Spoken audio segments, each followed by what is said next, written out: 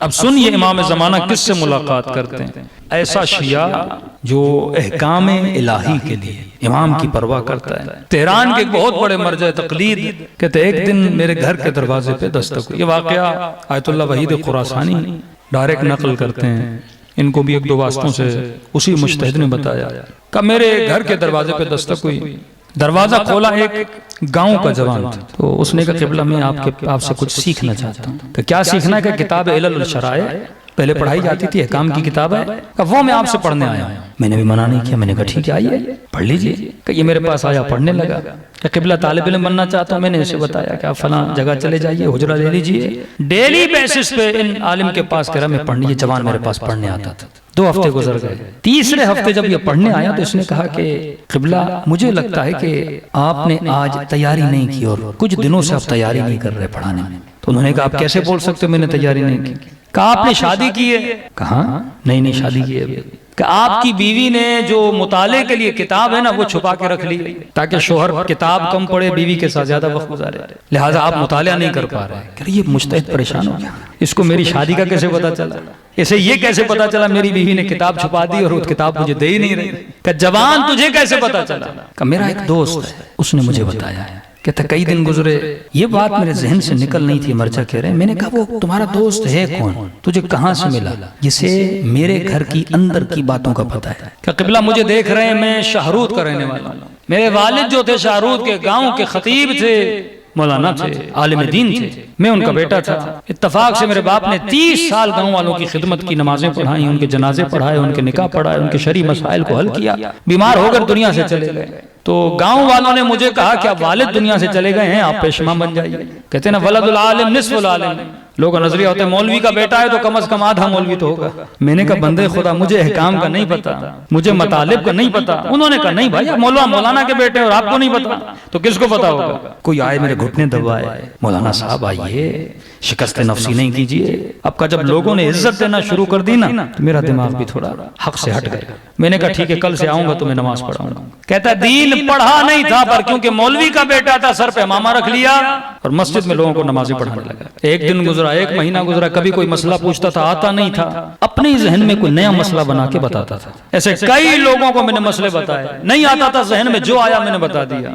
اب کتاب تو پڑھی نہیں تھی لیکن ٹھیک ٹھاک میرا کام چل رہا تھا، تنخواہیں مل رہی تھیں، لوگ خدمت کر رہے تھے، مولانا صاحب آغا صاحب عزت۔ کہتا ایک دن آئینے کے سامنے کھڑا ہوا، اپنے بالوں کو کنگھی کر رہا تھا، اچانک مجھے میری داڑھی میں سفید بال نظر آئے۔ ضمیر نے جھنجھوڑا، دین خدا سے مذاق کر رہے ہو؟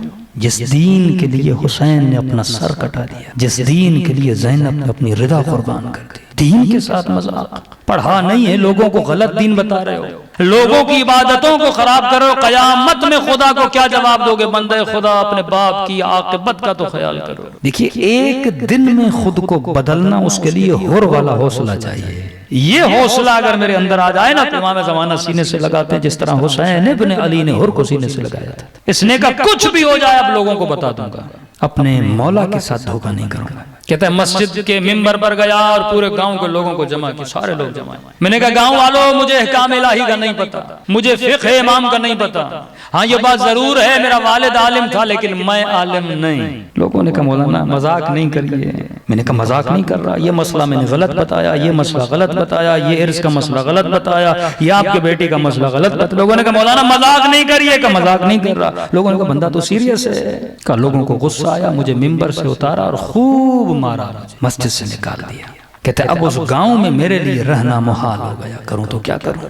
میں نے بیوی کو کہا تم اپنے رشتہ داروں کے پاس جاؤ، اب میرا رہنا یہاں پہ محال ہے۔ 2 جوڑے میں نے کپڑوں کے لیے اور لینے کے بعد میں گھر سے نکل گیا۔ کہ تہران کی طرف آ رہا تھا، اب پریشان تھا۔ ایک دفعہ گاؤں میں عزت بھی چلی گئی، پوری زندگی کی کنجی کمائی جو عزت تھی وہ میری چلی گئی، صرف حق کو بیان کرنے کی وجہ سے۔ اگر نہ چاہتا تو پوری زندگی ان کو نمازیں پڑھاتا رہتا، لیکن میں نے کہا نہیں، میں اپنے مولا کے ساتھ غداری نہیں کروں گا۔ جس دین کے لیے سکینہ قربان ہو گئی، جس دین کے لیے زین العابدین نے اتنی مصیبتیں اٹھائیں، میں غداری کروں اس دین سے؟ کہتے اب دل بھی ٹوٹا ہوا تھا، رو بھی رہا تھا۔ اتنے میں راستے میں ایک شخص ملا، مجھے کہا کیوں پریشان؟ میرا نام لیا، میں نے سارا ماجرا بتایا، کہا گھبرانے کی ضرورت نہیں ہے، جا کے علم حاصل کر۔ کہاں علم حاصل کروں؟ کہ تہران میں فلاں عالم کے پاس چلے جاؤ اور علل الشرائع سیکھو۔ کہ میں چلا آیا، آپ کے پاس آیا، آپ نے اجازت دی پڑھنے کی، آپ نے مجھے کہا فلاں حجرے میں چلے جاؤ، اس مولانا کے پاس گیا، حجرہ بھی تیار تھا، مجھے کمرہ بھی مل گیا اور مجھے سب کچھ مل گیا۔ یہ مجتہد سمجھ گیا کہ یہ کس کے ساتھ ملا ہوا ہے، لیکن اسے پتا نہیں تھا کہ کس ہستی کے ساتھ میں ملا۔ یہ مجتہد رو کے کہنے لگے وہ کب کب آپ سے ملتے ہیں؟ کہ جب ان کا دل کرتا ہے مجھ سے ملتے ہیں۔ کھانے کے لیے پیسے نہیں، کچھ بھی میرے پاس نہیں، جو ضرورت ہے وہ میری ضرورتوں کو کیا کرتے ہیں؟ پورا کر دیتے ہیں۔ کہا کہ آج تم سے خواہش ہے جب دوبارہ ان سے ملاقات ہو نا تو انہیں بس اتنا کہو، جب وہ کہیں، جس وقت میں وہ کہیں، جتنا ٹائم وہ کہیں، میں بس ایک بار ان کی زیارت کرنا چاہتا ہوں، ایک منٹ کے لیے بھی اگر وہ وقت دیں میں ان سے ملنا چاہتا ہوں۔ انہوں نے کہا ٹھیک ہے۔ کہتے یہ جوان مل کے آیا، یہ مجتہد کہتے ہیں میں اتنی پوری رات مجھے نیند نہیں آ رہی تھی کہ کوئی پیغام آ جائے۔ کہتے 3 دن کے بعد یہ جوان آیا، لیکن اب اس کی آنکھوں میں آنسو تھے۔ میں نے کہا جوان کیا ہوا؟ کہا میں گیا تھا کہ آپ کی عرضی ان کے پاس رکھوں کہ آپ ان سے ملنا چاہتے ہیں۔ کہ ان کی آنکھوں میں اتنی ہیبت تھی کہ مجھے بولنے کا بھی اذن نہیں مل رہا تھا کہ میں بولوں۔ کہ بس ان کو اتنا بتا دو کہ جب ہم نے ملاقات کرنی ہوگی تو ہم ملاقات کریں گے، اور یہ کہو کہ ملاقات کرنے کے لیے ان کو کہنے کی ضرورت نہیں ہے، اگر وہ تیری طرح کوئی عمل کریں تو ہم خود ان سے ملنے کے لیے چلے جائیں گے۔ مطلب امام سے ملنے کے لیے مجھے کوئی محنت نہیں کر رہی، محنت یہی ہے کہ میں حکم دین کو کیا کروں؟ نافذ کروں۔